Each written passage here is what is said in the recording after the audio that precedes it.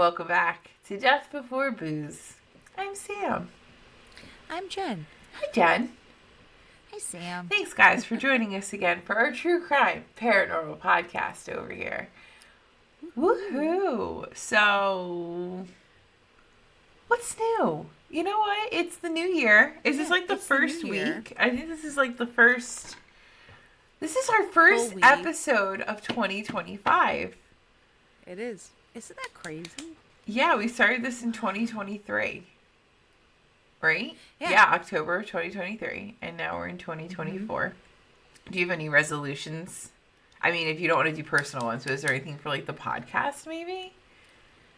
I think I'm trying to figure out how to get you guys to help us out and get more people, more eyes on us, because it'd be really cool for this to be my only job. Be really neat.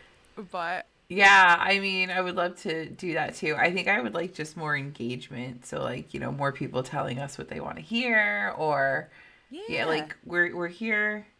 We're here because this is fun and this is what we like to talk about. And we thought if like we recorded it, other people might want to hear the tomfoolery that comes out of our mouths. But like, we want to know what you guys think too. Like, is there a topic you want us to cover? Is there something you think about what we do? Like, that's what I want. I want to hear more from the humans in the world. We do answer. Like, I do check the Facebook messages. Sam checks the Instagram. So like, you know, we're here. We just are like, I guess what we're doing is killing it because nobody else. We're doing great.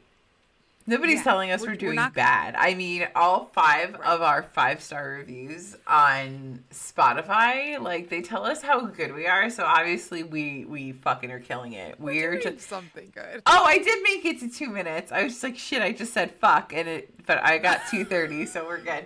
Yay!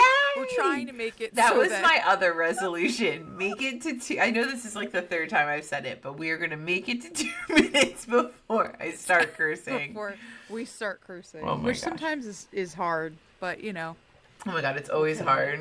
Fuck is my favorite sparkle word. All right, well, with our first episode of 2025, Jen, what's our topic? Topic is famous firsts. Wow. Which is really cool for the beginning of the year. You know what? And I can honestly say we didn't plan that. No, we didn't. It really just clicked as I was saying it. I was like, I should say it like this because this works out. So yes, we are covering famous firsts. And I go first today. So are you ready? I'm ready. This one's a little nutty. This one's a little nutty. Hold on to your butts. So I am covering the abduction of Barney and Betty Hill. I feel like I've heard of it. But you have, because I don't know which episode it was, but we kind of talked about this for a hot second. And then as I started researching this, see, because I've been really good at this whole ADD thing lately, where I am all about one topic, and I'm like, this is amazing, this is what I'm covering, I'm going to, like, you know, change the world with this 30-minute segment about bullshit that I read on the internet. And then about a page and a half into researching, I go, fuck it, I don't want to cover this at all, and then I panic research for, like, a day and a half. And then I come upon something that I actually want to do. So this time, I panic research, came to this and went, oh shit, Jen covered this. And then... Oh, okay, that's why you asked. And I was like, no, I have no idea what you're talking about. And then I was like, okay. But really, I think we just had a conversation on the back end of a different conversation from a different episode. All right. So here we go. I'm excited. Yeah, Barney and Betty Hill. They're from New Hampshire. They live in Portsmouth, and they are an interracial couple in the 60s. So, big news. Okay. Yeah, big stuff. Loving all of this. Barney was a World War II vet who, at the time of all this going on, worked the night shift for the U.S. Postal Service, and Betty was a social worker who worked mostly with children. The couple had been married for a little over a year. I want to say it was like 16, 18 months. And they were both very active in the NAACP. Barney was black, Betty was white. And at the time, obviously, this was not exactly a popular life choice. I know. Sucks, but it is something that we deal with, something we dealt with, something we still kind of deal with in certain places. Yeah. And I think it's stupid. Just love whoever the fuck you want and be happy. Yeah. Anyway, I'll get off my soapbox. They were pillars of the community. Barney sat on the local board of the U.S. Commission on Civil Rights. And here's just a quick fun fact about the couple. They are actually the grandparents to the current UFC strawweight Angela Hill. I don't know if that means anything to you because you're like into fighting and wrestling stuff. I don't watch UFC. Oh, okay. Like that's really that's interesting though. Yeah, fun fact. Oh, cool. That's a fun fact. I'm gonna go backwards a little bit because I was listening to a podcast this morning and I didn't write it down. This came from Morbid, but so this for both of them was their like second marriage or third marriage. So I think for Betty it was her third, and for Barney it was his second. And they had actually met. Betty and Barney met at like, I don't want to say a halfway house, but like it was a house where you could like rent a room. So he was there with his wife and kids years prior to them getting together. And then she was there because she was renovating her house or having her house moved. That's a whole nother story. Like Betty was a badass. Like Betty was fucking awesome. So, so they met there, the families became friends, and then, you know, a year or two later, Barney and his wife parted ways, and he's like, you know, I really like this Betty lady, and they kind of kindled a relationship, and then they met up again, and the rest was history. So, now we're going to go to September 19th, 1961. It's like 10:30 at night, 10:30 at night. And Barney and Betty are on their way home from a vacation to Niagara Falls in Montreal. So they were kind of going on like their little bit of a late honeymoon. This is what they considered this trip. Okay. So now they're on their way home and they're like, you know, if we drive right through, we can be home by like 2 a.m. So let's just pound this shit out and get home. So they're on Route 3 just south of Lancaster, New Hampshire. And Betty notices a super bright light in the sky. And she's like, the fuck is this? Like, that's something. That is something. Now she starts to see that it's moving. So the light is just under the moon and starts moving down towards Jupiter. And she's like, ooh, a shooting star. Don't know why it's so slow, but look at the shooting star.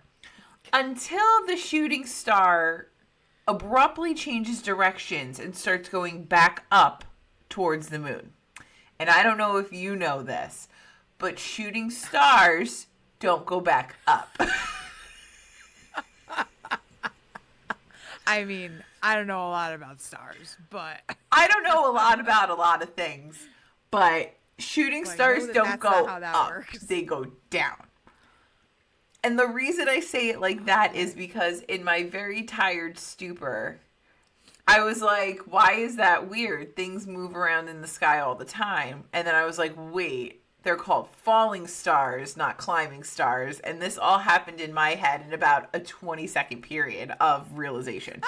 So for those of you who are halfway paying attention and was like, what just happened? It was a fever dream that I needed to explain. Thank you. So the falling star goes up the stairs instead of down the stairs. So now she's starting to watch it again, and she's talking to Barney and is like, the fuck is this? What's happening? So she's starting to run through all the things it could be. A satellite, shooting star that doesn't go anywhere. You know, Barney's like, calm your tits. It's a fucking airplane. And then she's like, no, I think it's a UFO because, like, my sister last year saw a UFO and she said it did the same exact thing. And he's like, oh, bitch, please. It's an airplane, maybe a helicopter. It's not a UFO. But I guess at that late at night, but, like, the helicopter-wise? Well, he was thinking it was a plane from Vermont going up to Montreal. So, like, however it needs to cut, like, that's why it changed direction the way it did. That's what his thing is. And I get this conversation because this is something Ken and I have all the time. I'm constantly looking out the window going, oh shit, what was that? That was a UFO. And he's like, it's a satellite. And I'm like, no, that one right there was definitely a UFO. He's like, Sam, it has a red light. It's an airplane. Like, so Betty is like, dude, we have to pull over and look at this. And Barney's like, it's not that serious. And she's like, but we really should. Like, we need to take a look. And Barney's like, dude, let's just get home. And then she waits a minute and goes, Barney, Delcy, their dog, hasn't been out in a while. We really need to pull over and let Delcy take a walk. And Barney's like, you fucking kidding me. Fine. Let's pull over. We'll take the dog for a walk and you'll see that that is an airplane. Cool. So they pull off at a picnic stop and they stay in the car. So now we've pulled over. The poor dog still has not gotten out of the car, has not been able to wait, has not been able to do anything. And now we're just sitting in the car. And Betty pulls out a pair of binoculars because it's the 60s. We just always it's the 60s. We were on vacation. We have a pair of binoculars. And in my head, I can hear Barney going, I thought you were walking the dog. Like, what's with the binoculars? And she's looking at the light. And now she says it's an odd-shaped craft flashing multicolored lights. And she watches it travel across the face of the moon. Oh. Okay. All right. And she's telling Barney, like, she's giving him a play-by-play of what's going on. And Barney's like, give me the fucking binoculars. So now he takes the binoculars. Poor Delcy is still in the back seat of the car. Has not gone out. Has not peed. And no sooner does Barney get the binoculars, look at and get, like, the craft in its sights, that it changes direction and starts looking like it's coming towards them. So he quickly realizes, quote, the object that was a plane was not a plane. Not even a little bit. Yeah. So he gets it in his sights. It immediately changes direction or course from what it was doing and starts coming towards them and, like, descending towards them to the car. So now the Hills turn the car back on. They get back on the road. Again, the dog has not been walked. If this was Riggs, he'd be out of his fucking mind. We get back on the road, and they're moving slowly. Like, they're driving under the speed limit. And Barney's like, yo, keep an eye on this thing. And in my head, I'm like, bitch, pedal to the metal. Get me as far away from this thing as we can, because now it's watching me. Like, it's one thing if I get to watch you, but when you turn the table, I'm out. Like, if I want to look at you across the bar, cute. If you turn and, like, start looking at me, we're going to have a problem. You're going to get words. Jersey's coming out. So, this craft is obviously following them now. The couple watches the silent, quote, illuminated craft moves erratically and bounces back and forth across the night sky, still behind them, following them. So, like, it would disappear into the trees, and it would come back. It was almost like he was trying to be in stealth mode, but not great. Betty said that it was over 100 feet long and rotated in place. This is a quick thing. Barney said the craft reminded him of a pancake. And Betty said it was reminiscent to her as a banana. Those aren't the same things. No, they're not. No, they're not. So the object in the sky descends again towards their vehicle to the point where Barney had to stop in the middle of the highway. And Barney says the craft hovered 80 to 100 feet above the car. And this is a 1957 Chevrolet Bel Air. And it filled the entire field of view of the windshield. I don't like it. Now, No, if they weren't looking at it, would it have gone away? Like I don't know. If she hadn't pried, I couldn't just walk the fucking dog. Anything. You couldn't have just walked the fucking dog. We had to get the binoculars. It's always you. Touch anything. Keep your hands in your pockets. Don't make eye contact. It's fine. So Barney gets out of the vehicle with his binoculars on. His binoculars. And moves towards the thing that they're trying to, like, not be around. Makes sense. And as he's looking through the binoculars, he sees through a window on the craft 8 to 11 humanoid figures looking back at him. No, I'm good. He says they were wearing... Back in the car. Back in the car. Yeah, no. He says they were wearing glossy black uniforms and black hats. And then all of these creatures except one moved away from the window. The one who stayed and was staring at him through the window communicated with him telepathically. Mm-hmm. Stay where you are and keep looking. Red lights appeared on the sides of the ship, and a tube-like structure descends from the bottom of the craft. So, like a ramp going up into this thing. Then the craft silently starts moving closer to him. Barney estimates it was within 50 to 80 feet above him and 300 feet ahead of him, moving towards him. And now he goes, oh shit, I'm getting back in my car. We're getting out of this. Little too late, bro. Little too late. The couple starts to hear, he gets in the car, they start driving at high speed to get away from this thing. And from the car, somewhere in the trunk, somewhere in the back seat, they start to hear strange rhythmic beeping noises. They both felt drowsy and eventually lost consciousness. This is the point where they lose, they lose like 7 hours of time. There are 2 hours specifically they can't remember a damn thing. But there's about 7 hours. They were supposed to get home around 2. They were on the road at 10:30, and they don't get home until 5. Okay.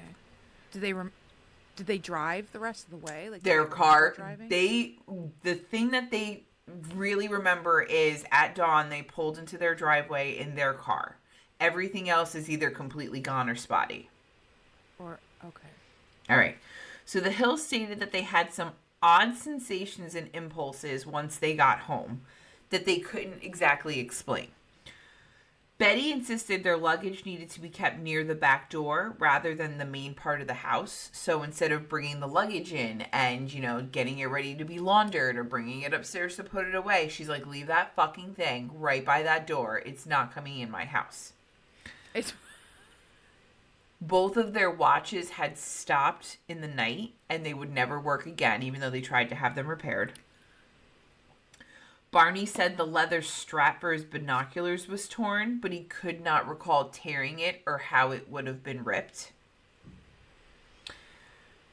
The toes on Barney's best dress shoes were completely scraped up. Barney says he was compelled to examine his genitals in the bathroom, though he found nothing unusual, but he had felt someone or something had collected a sperm sample from him. They both took long showers to remove any possible contaminations, and each drew a picture of what they could remember observing from the night before. And that picture's on the drive. Like a banana. Yep, exactly. Like a banana.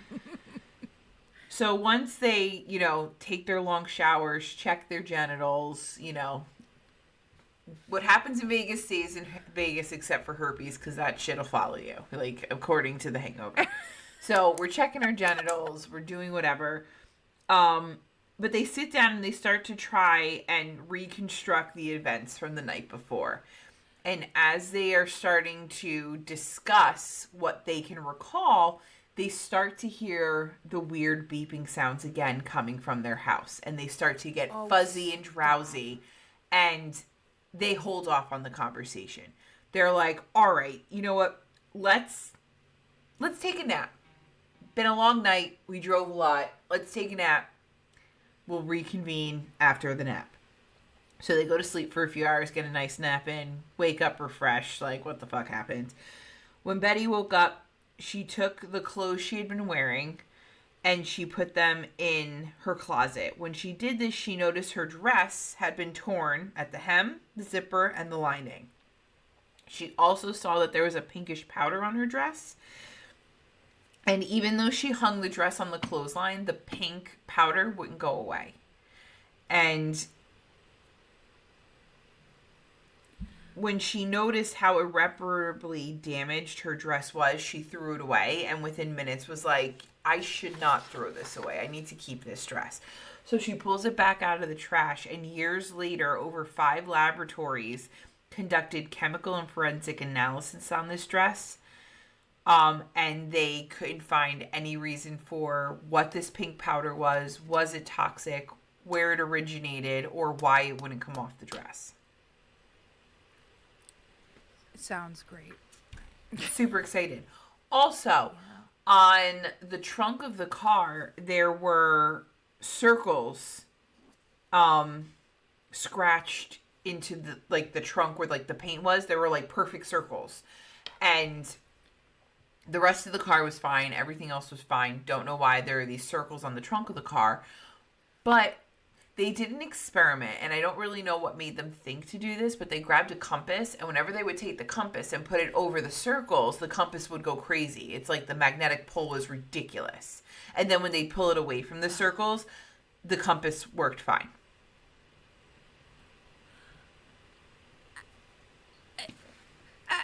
I don't know what to say. I don't know. I don't like it at all. I hate it. I hate everything about this. And of course, no one's going to believe them. Mm-hmm. Well, let's go into the next thing, because the next day, so this happened this day. The next day they kind of got home and they slept and they tried to figure out what was going on. They checked their genitals. They had a really hard time. And then the day after, Barney calls a friend from the Air Force and he's like, dude, I got a story for you. I'm going to paint you a picture. You tell me what you think happened.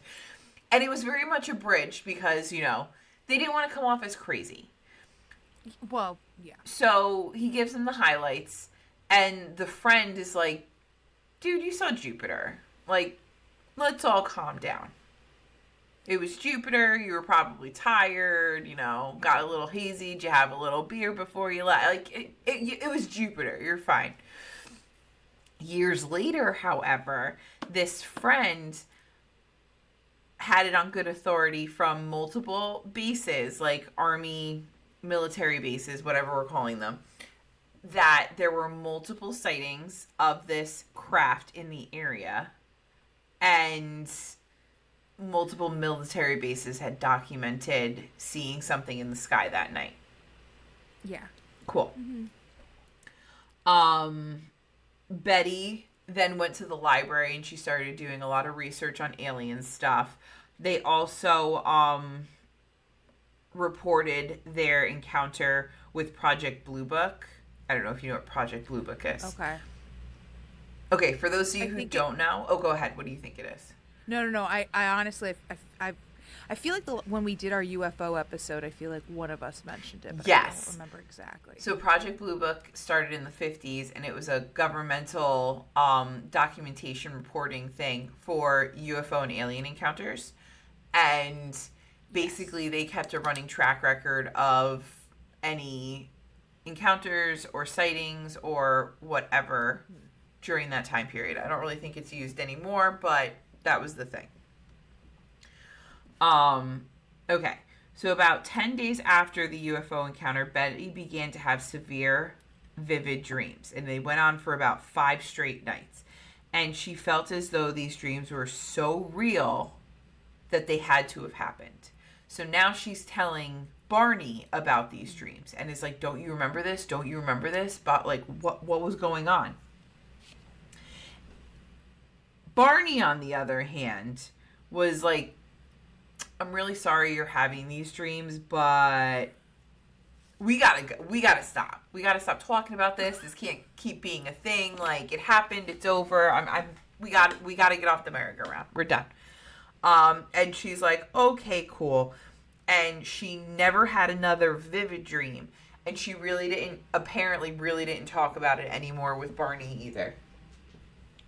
And she never mentioned these dreams again.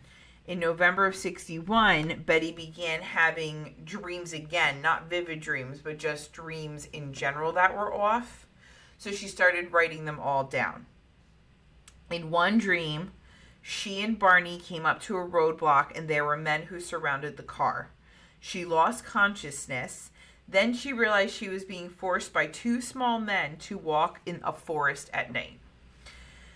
Seeing Barney walking behind her, she tried to call to him, but he seemed to be in a trance-like state or like he was sleepwalking. The men escorting them stood about 5 foot 5 inches, and they wore matching blue uniforms with caps similar to the ones worn by military cadets. They appeared to be nearly human with black hair, dark eyes, prominent noses with bluish lips, and their skin was a grayish color. She and Barney were then taken to their car where the leader suggested they wait to watch the craft's departure. They did, and that's when they started driving home. Okay.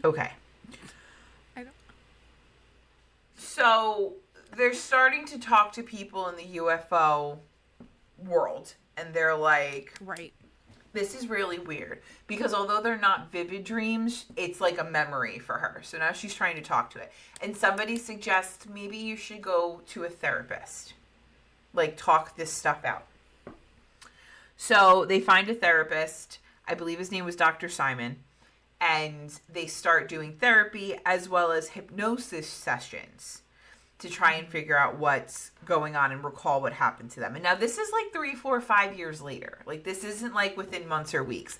This is like years of having these weird dreams and talking to people and researching and trying to figure out what's going on. Finally, they're like, we're going to get this taken care of because we're just nutty. So both of them go under hypnosis. Barney, when he was under hypnosis, it was like ridiculously hard.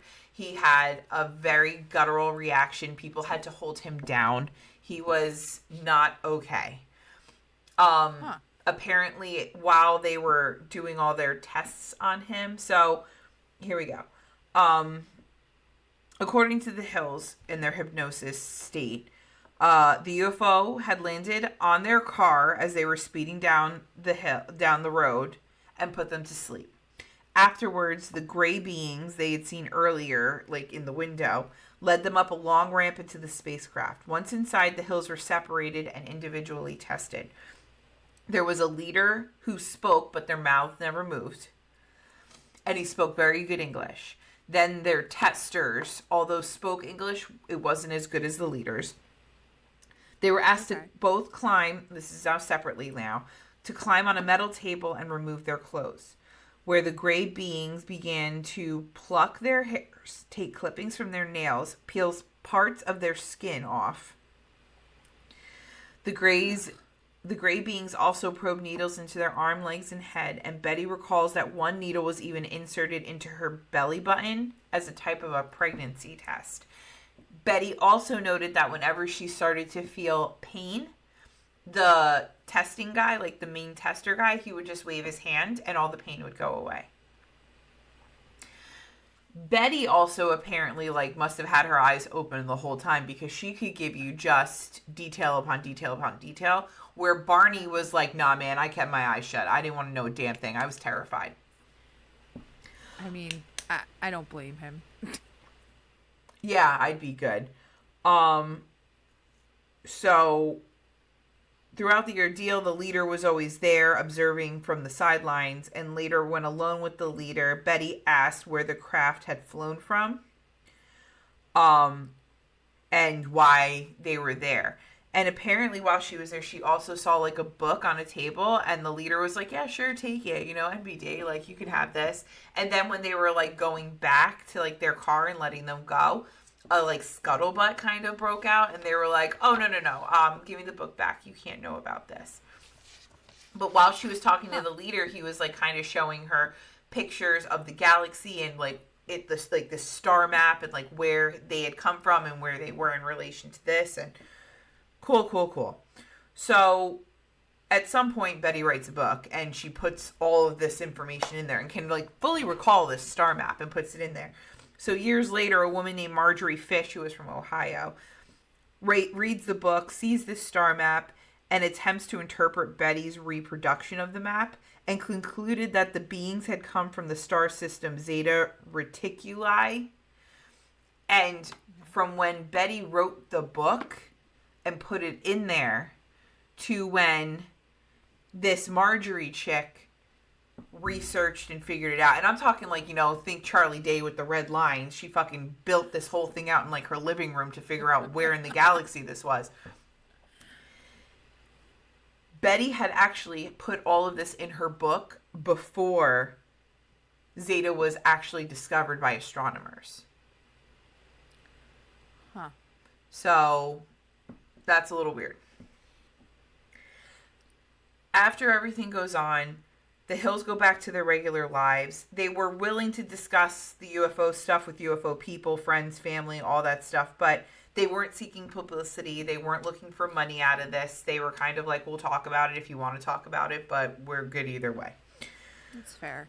In 1966, John G. Fuller wrote Interrupted Journey, which detailed most of the Hills' claims. You can go read that anywhere. Unfortunately, Barney Hill died of a stroke in 1969 at the age of 46, perhaps due to the stress of this situation and its aftermath. Possibly. And after that happened, Betty kind of went full hog into the UFO world. She would show up at UFO conventions. She would meet with UFO experts and specialists and give interviews and the whole nine. Like, she, again, wasn't seeking monetary gain, but like wanted to talk about her story. And now that Barney wasn't there to be like so nervous and like just let it go, she kind of was freed. Betty Hill unfortunately passed away of lung cancer in 2004 at the age of 85, and she never remarried. So now there are a ton of reasons why people are like, this is absolutely not true. Of course. Let's go into a couple of them. So, the first one is people say that the stress of dealing with being an interracial couple in the 60s and, coming across the border, it was late at night, they were both very tired, plus all the stresses of their lives. They fell asleep at the wheel, they passed out, they dreamed it. I mean, I'm going to tell you, I'm very tired right now, and I don't really think I would ever think that I was being abducted and probed. But, I mean, stress comes out in everyone differently. Everybody grieves differently, everybody has stress differently, but that is one major thing. A few weeks before the Hills' encounter with this UFO and the Greys, a TV show aired called The Outer Limits, and they ran 2, 3, 4 episodes that were all about aliens. And apparently between the storyline, the spacecraft that was there, and the description of the Greys, it all kind of fell in line with this TV show airing. And although both of them were like, yeah, no, we've never seen it, people close to them were like, nah, bitch, they watch this shit all the time. This was their thing. They watched it. They knew about it. It was a thing. They knew it. Also with the description of the shiny hats and the pants and all of that. Also very reminiscent to uniforms. Also on, UFO alien life things from an episode of The Twilight Zone that had aired a few years prior. There was also a lot of similar details from a movie that had been released 2-3 years before called Invaders from Mars. So, okay. A lot of people are like, media could be a huge influencer on this story. Then there's this dude, what's his name? Jim McDonald. So he's a resident in the area in which the Hills claim to have been abducted. And he concluded that the aircraft was a warning beacon on one of the mountains. And the way the warning beacon worked, it's basically for aircraft in general, like don't hit the mountain at night. But McDonald noted that from the road that the Hills took, the beacon appears and disappears at exactly the same time the Hills described the UFO appearing and disappearing. Like between the mountain, the perspective, the light and it blinking. Like, this is something that very well could have just been the beacon on the mountain. There was also a UFO expert who wrote that the hills are... What does that say? Poster children. Here we go. The hills are the poster children for not driving when sleep deprived.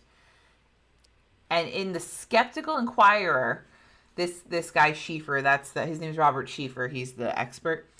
He wrote, quote, I was present at the National UFO Conference in New York City in 1980, at which Betty presented some of the UFO photos she had taken.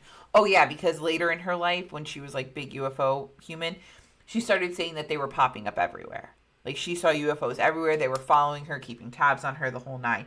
She showed what must have been far more than 200 slides, mostly of blips, blurs, and blobs against a dark background. These were supposed to be UFOs coming in close, chasing her, landing, etc.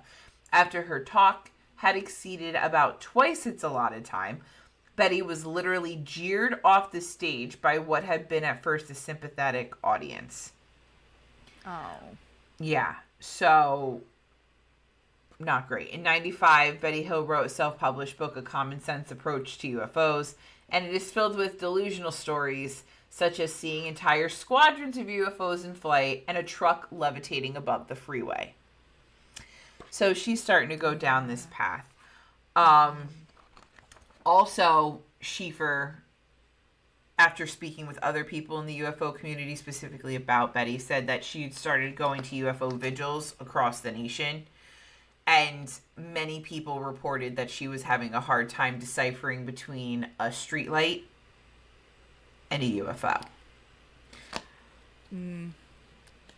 So those are just some reasons why a lot of people think, her sister claimed to have seen one. She had it in the back of her head. She was kind of into the idea of this, not saying that what they experienced wasn't real to them, but it could have been a million different things.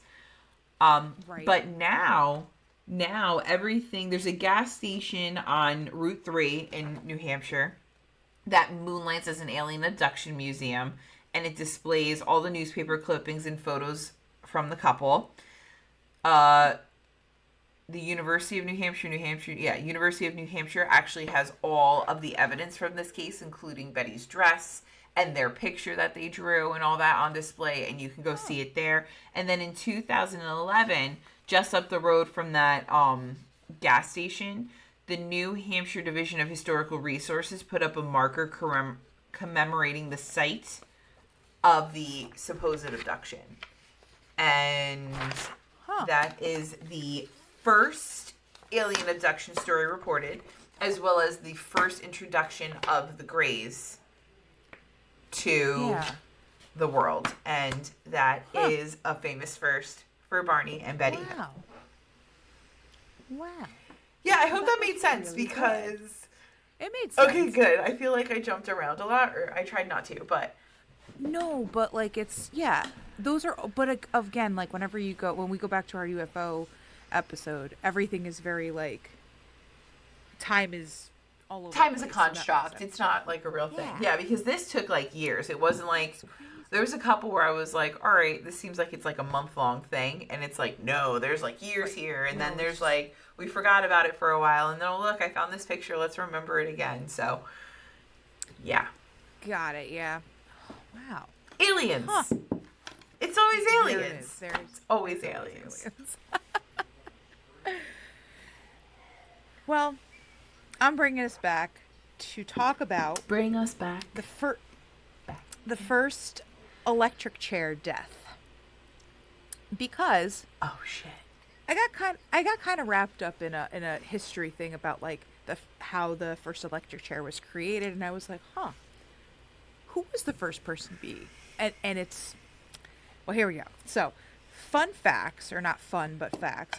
Alabama, Arkansas, Florida, Kentucky, Louisiana, South Carolina, and Tennessee offer the electric chair as a capital punishment. All of the other states have not. Oh, right now? Right now, today? Right now. Oh, shit. I thought the electric chair was done and all you had was, lethal injection. No, there's a couple of states that still offer it, and I think that there's a couple states who offer it as a do you want this or do you want this? Oh my God, I get So to they give you a pick? choice. I get to pick how I want Oh, that's fun. it. So the chair was developed by Alfred P. Southwick in 1881, who was a dentist. So, like, let's talk about all the crazy fucking people, like, with the asylums and, like, hey, I'm a dentist now. So this guy created this. I'm so sorry.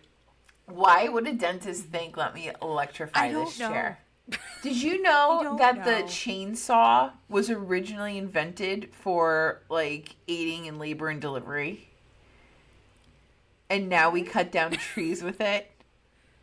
I don't like, no, I don't know. Like, this is another one of those things. Like, how do I get from bringing babies into the world to cutting down a tree? How do I get from working on people's cavities to electrifying them in a chair? Yeah. How? Because he thought this was a good alternative to hanging because apparently some people thought it was very inhumane, which... It kind of is. It kind of I get it. But so it was used in the Philippines. So they were like, all right, let's, it was thought to cause death through cerebral damage, but scientifically in 1899 was established death resulted in ventricular fibrillation, where ventricles in the hearts are, and the heart is. So it, like, fucks with the rhythm of the electronics in your heart. Yes. Okay, so is that like VFib? Yeah. You know what? Keep going. I'm fine. Yes. The testing was done on animals smaller than humans at the time, so of course dogs were probably and it was said to be a quick, effective, painless, and humane way to off somebody. Until you forget to wet the sponge. Well, there was no sponge in this one, so we'll... Did it? Oh my God! Oh my God! All I'm picturing is the Green Mile. I didn't know the sponge supposed to be wet. I didn't know the sponge supposed to be wet. Oh my God! I fucking hate Percy Jackson.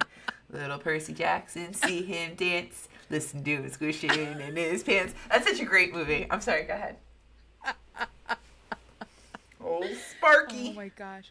Well, despite it being kind of like everyone was kind of on board with it, some people it was, especially like the electric company, like Thomas Edison, all kinds of types of things at the time were like, is this effective for the electricity, all that? But do not bring up Edison because he killed the elephant and blamed fucking Tesla. Don't get me wrong, like, I love the light bulb, and for a really long time, I really did like Edison, and then recently, like, in the past couple years, like, since we started this podcast, and I started, like, looking more into, like, random shit, I saw the thing, because he was DC current? No, I don't, blah, blah, blah. Whatever it was, he fucking electrocuted an elephant, and blamed Tesla, and that poor elephant, and it hurts my heart, and my hormones are going to make me cry right now, but it really makes me angry, and I don't like that, Edison. I agree. Again, I'm not saying he didn't have faults. I'm just saying he was kind of like, so... Fucking dick. Is it? And so all of the people who worked with electric at the time were kind of like, I don't really know about this, but everyone's like, it's fine. It's fine, it's fine, it's fine. It's going to be great. Fuck the experts. What do they know? Exactly. So let's talk about Wiliam Kemmler, because he was our guy. Oh, so okay. Hi, guy. He's born in Pennsylvania in 1860. 18, 19, 20. We were so close. It's fine. Time is a construct. We don't know. He was born, he lived, he died. It's fine. At some point. It's cool.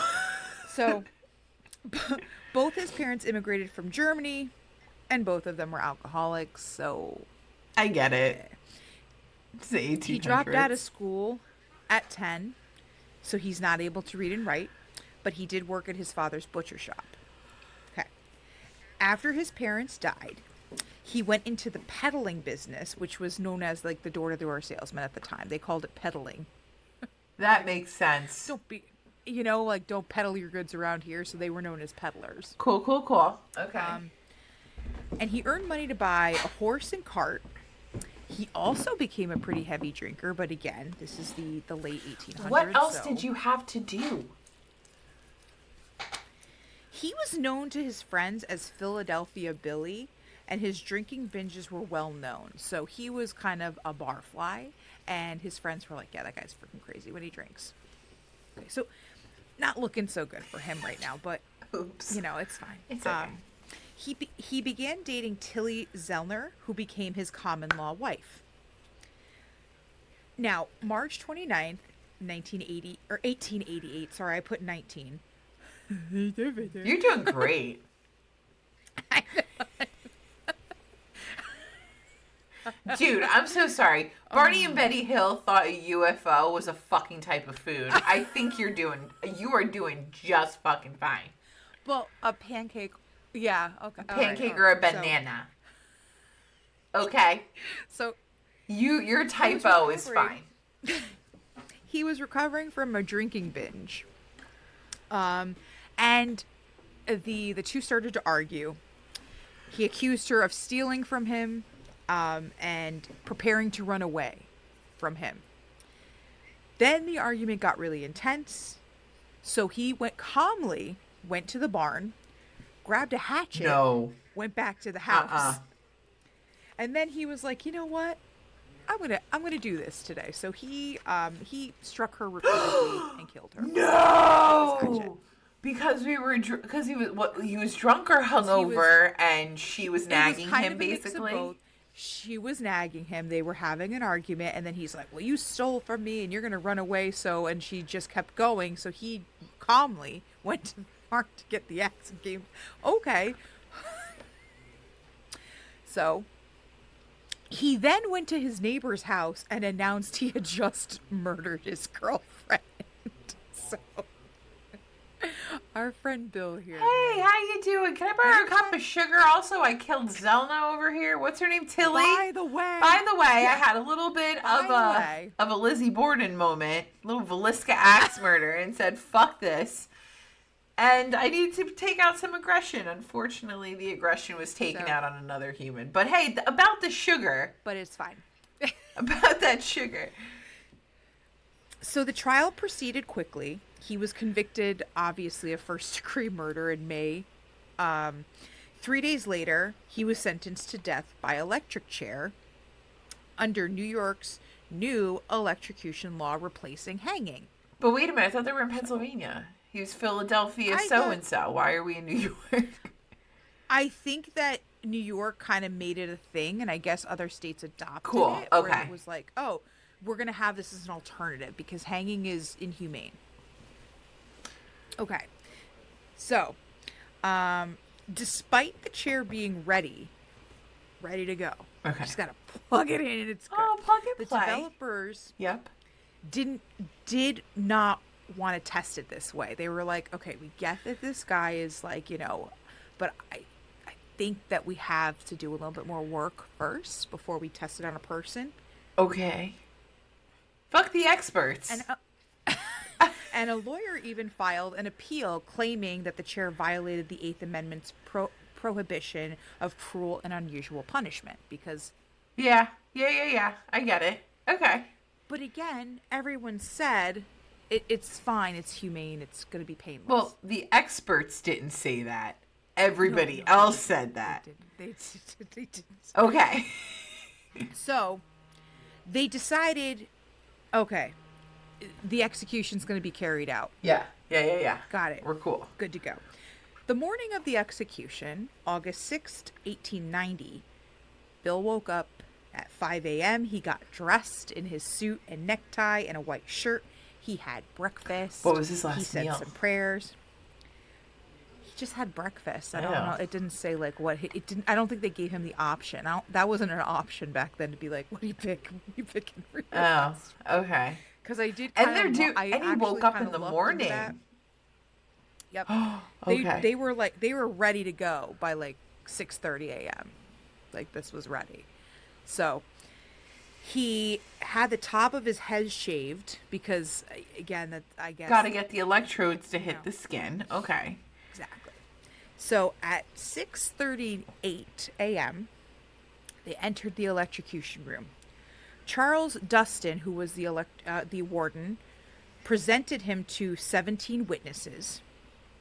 Wow, that's it? And his I guess it wasn't like an Yes. open forum yet. Yeah, which is kind of like we need people to witness, I guess. So, and his last words were, "Gentlemen, I wish you all good luck. I believe I'm going to a good place and I'm ready to go." All right. I mean, This is not going to end well. No, it's just not. Okay. he was composed, he was calm, he was ready for this. He had to just had to have his suit cut in the back so a second electrical lead could be attached. So that whole like nice little thing that they were like, we got to cut it.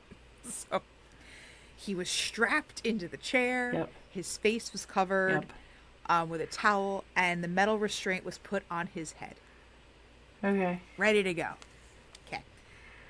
The switch was flipped, and they charged 1,000 volts, which was thought to be adequate to induce a quick, unconscious cardiac arrest. The current passed through him for 17 seconds. Then the power was turned off, and he was declared dead. But witnesses were like, he's still breathing. He's not fucking dead. He's not dead. He's not dead. He's breathing. Because he's like, and also he had let out a groan too as they shut it off. So he's in a lot of pain right now, but he's not dead. So the attending physicians came to examine him, and they found out, yes, in fact, he is still 17 seconds. Like, that's not even... Okay, yeah. Mm-hmm. Okay. So they were like, oh, fuck, we fucked up. So really quick, let's flip the switch again. Yeah. So they did the second attempt, and they turned it up. So it's 2,000 volts now, not just 1,000. Cool. Blood vessels under his skin started to rupture and bleed. And his body caught on fire. Because they didn't know the sponge is supposed to be wet. Oh my god. This is literally Edward Delacroix from the fucking Green Mile. Yeah, it's so his back had burned all the way like almost to the spine because he... Oh my god, the smell. The smell. Ugh. Actually, the New York Times reported, quote, an awful odor began to permeate the death chamber. And then, as though to cap the climax of the fearful sight, it was seen that the hair under and around the electrode on the head and the flesh under and around the electrode at the base was singeing. So... I hate it. Oh my god, I feel tingles everywhere and I hate it. Okay. So the autopsy revealed, or they found, blood vessels under the cap of the skull had carbonized, and the top of the brain had hardened. No. I don't even know. No. I'm not a doctor, but I don't even know. Right. So. All right, they cooked it. The execution. They cooked him. I guess. They literally cooked him. They didn't even have fava beans or Chianti to go with him. Oh my god. His last meal, that breakfast should have been really good because Jesus Christ, this guy. So the execution took 8 minutes. Okay. And again, he was on fire. It was a disaster. No. So, he was actually shown as a wax figure in an electric chair in the 1953 movie House of Wax with Vincent Price to kind of show like, hey, this is the first electric chair death. Oh, okay. And actually there were a couple of news reporters that were there as witnesses who said, you know, it would have been more humane to just kill him with an axe because it just... Yeah, so that's... I guess it got better. I was going to say, obviously we went back to the drawing board if we can still use the... Right, because more people have been since electrocuted. I don't know if it is as painless and humane as they think it is, but it's... we don't use hanging anymore, so... Cool. I mean, cool. That was just... Wow. Yeah, like, isn't that crazy? You know, This is the first moment of, I don't think we should do this yet. I don't think we should. I think we should test it again. They're like, it's fine. it's gonna be great. You need to have faith in yourself. It's fine. It's all gonna work out. He's dead, isn't he? It's gonna be fine. Yeah, he's dead. I mean, shit. You know, I've read The Green Mile multiple times. I've watched the movie. And I don't know why I didn't kind of put, like, for King to write this, it probably happened. Right. Yeah. Wow. Yeah. And it's, I don't know. It's just very, to me, it's our very first, not very first, but it's one of those moments where it's like, you should listen to the experts. I was just going to say, what did we learn? I learned sometimes the experts do know what they're talking about. That's why they are experts. Yeah. And like the real experts, not like, oh my God, I'm a TikTok influencer and I read a book and a post on Instagram. Yeah. Like not those experts, like the legit experts. The experts who, like, you know, created electricity and are like, I don't know if we're ready for this yet. And they're like, it's fine. He's like, yeah, no, it'll be good. It's fine. It's fine. Just go for it. It's fine. He's a piece of shit. What's the worst that can happen? He bursts into flames and he's dead. So he bursts into flames and he's dead. Now imagine if there was some Christian Armageddon human, because this is the 1880s. You said right, 1880. Yeah. Okay. 1880s, 1890s. Like picture some like Bible thumping human in there going, "This is damnation. Hell has come to earth." Done. Like it could come out of a movie. That could. Oh well, it wasn't a movie, but. But that would be the best like awakening ever. That people are like, "Holy shit!" Oh, this electricity is transportation to hell. Like, okay, wow. That's fun. That was. I learned that an alien spacecraft could look like a pancake or a banana. Either one. I mean, because they definitely resemble each other so much. Yeah. Well, maybe they took the the spare car out that day, and it's the banana. It's the banana. Oh yeah, I see what you're saying. So we as humans. Yeah, I don't know. Cars. Yeah. I mean, okay, so I know this is bad because everyone's going to be like, of course, Sam. Like, I really want this abduction story to be true. Like, I really, really, really, really, really, really want it to be true. But information that has come down since it has occurred definitely fills me with, I don't know. Not saying that to them it wasn't real, but it might not have been real. But what I also want to quick note is that this is the first alien story I've talked about where nobody brought up owls. You know what? Do with that information as you see fit. So, friends, so we close another episode of Death Before Booze. I hope you enjoyed our content today. Help us out with our resolutions. Maybe tell us what you thought of this episode. Tell us if you think Barney and Betty are, telling the truth, or maybe it was a fever dream. I'd love to hear what you guys think about people's heads bursting into flames because, electricity. Anything like that, go tell us on our social media. Write us an email, deathbeforebooze@gmail.com. We're on Instagram, Facebook. I think we're on the Twitter. No, X, whatever that thing's called. What else are we on? You started something else. It's the Blue Sky, which is the alternative to Twitter. It's fine. Here's a fun question. But we're there. Should we be doing threads? Does anybody actually do threads? Should we be doing this? If you think I should be doing threads, let me know. I would love that. If this content, this very riveting information isn't enough for you because now you're all caught up, join our Patreon. There's a ton of shit over there where we talk about bullshit too. You can listen to us for hours. over there, subscriptions start at $5 a month. Come hang out with us over there. You can also get our merch. All this is you can access on our website, deathbeforebooze.com. That also has our blog with all of our sources for this episode and pictures and everything else that we talked about today. Do that.